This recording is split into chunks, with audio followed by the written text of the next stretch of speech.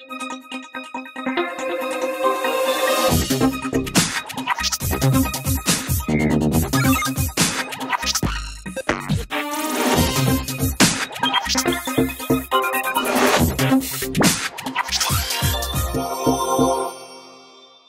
à tous, c'est Mickaël pour tech2tech.fr. On a vu récemment dans une récente vidéo comment créer un ISO de Yosemite pour pouvoir l'utiliser ensuite sur une machine virtuelle. Cet ISO a été créé à partir d'une machine virtuelle Mavericks ou d'un Hackintosh ou d'un Mac, peu importe. La première chose à faire pour pouvoir faire fonctionner ça sur VMware, c'est d'utiliser VMware Unlocker.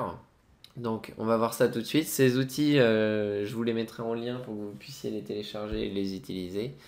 On va voir tout de suite comment ça fonctionne. Alors dans le dossier que vous aurez des IP, vous devriez trouver donc VMware Unlocker, macOS X Guest. Vous sélectionnez donc suivant la version de VMware, moi j'utilise la 9 il me semble, ou la 10 je ne sais plus. Vous lancez donc le dossier, enfin vous rentrez dans le dossier qui va bien. Et ensuite donc on va dans VMware Unlocker Windows. Et là vous lancez le petit exécutable install.cmd en tant qu'administrateur. Vous faites OK. Et là, en fin de compte, ça va permettre à votre VMware d'utiliser les machines virtuelles sous OS X. Ensuite, vous allez lancer donc VMware.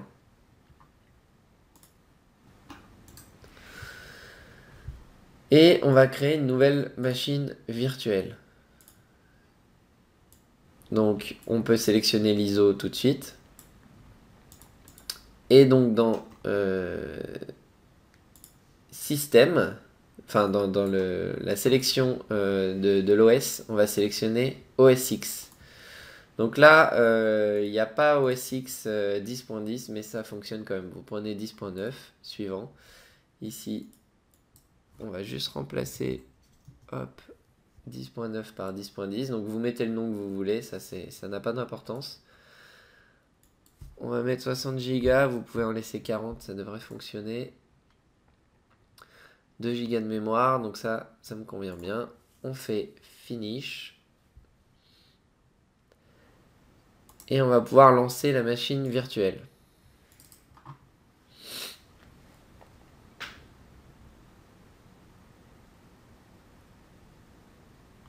Donc ça, vous pouvez le fermer, c'est un panneau qui fonctionne, enfin vous pouvez, comment dire, c'est pour installer les VMware Tools sur Windows. Donc là, c'est pas le cas. Il y a des VMware Tools qui existent sur OS X. Je vous mettrai le petit lien.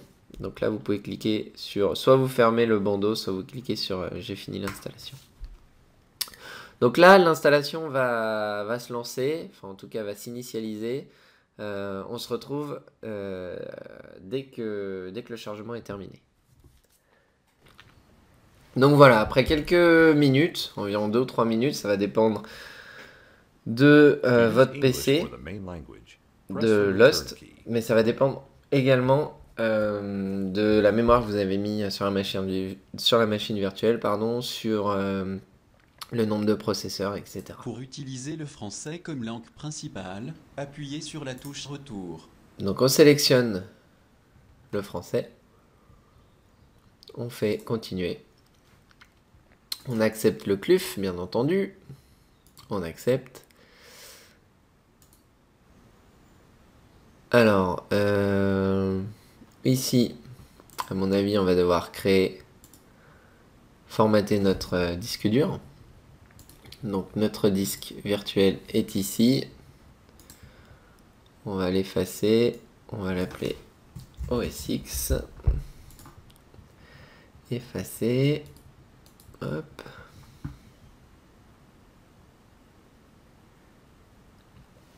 Voilà. Et donc on devrait le voir apparaître maintenant qu'il est formaté. Voilà. Donc installation d'OS X. On sélectionne le disque qu'on a formaté. On fait suivant. Et là, il y en a pour quelques minutes. Donc, il parle de 16 minutes, mais étant donné qu'on est sur une machine virtuelle, ça risque de mettre un peu plus de temps. Donc, je vous retrouve juste après l'installation pour qu'on fasse un point.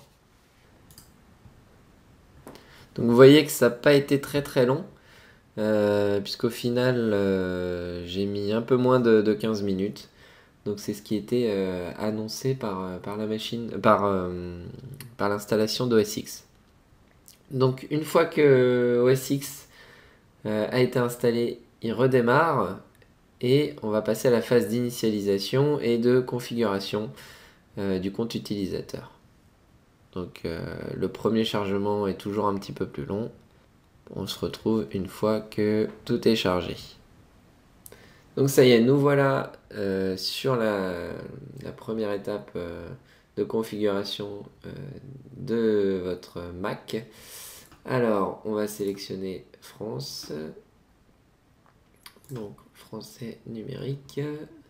Alors attention, parce que moi je suis sur clavier avec un clavier Mac, mais vous risquez d'avoir des petites difficultés pour taper avec votre clavier, puisque la disposition des touches n'est pas la même sur un clavier Mac que sur un clavier PC. Donc vous retrouverez, je vais faire une petite liste dans l'article, vous retrouverez les touches différentes comme le arrobase, le point d'exclamation, etc. Mais si besoin, vous pouvez lancer le clavier virtuel si ça peut vous aider à retrouver vos touches. Donc là, je ne vais pas me connecter sur mon compte Apple. Voilà, on accepte encore une fois le contrat de licence. Alors ici, on va choisir un nom d'utilisateur. Je vais pas faire très original. Donc là, on peut choisir de prendre une photo via la caméra, j'imagine. Donc qui n'est pas reconnu. On va choisir un mot de passe. Alors je pense que c'est pas nécessaire. Non, on est obligé. Hop.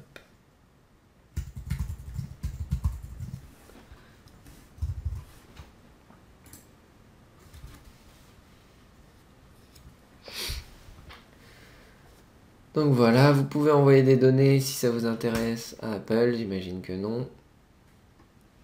Et donc on devrait se retrouver enfin sur OS X Yosemite, donc directement sur une machine virtuelle. Donc bien entendu, il y a des petites contraintes à utiliser une machine virtuelle.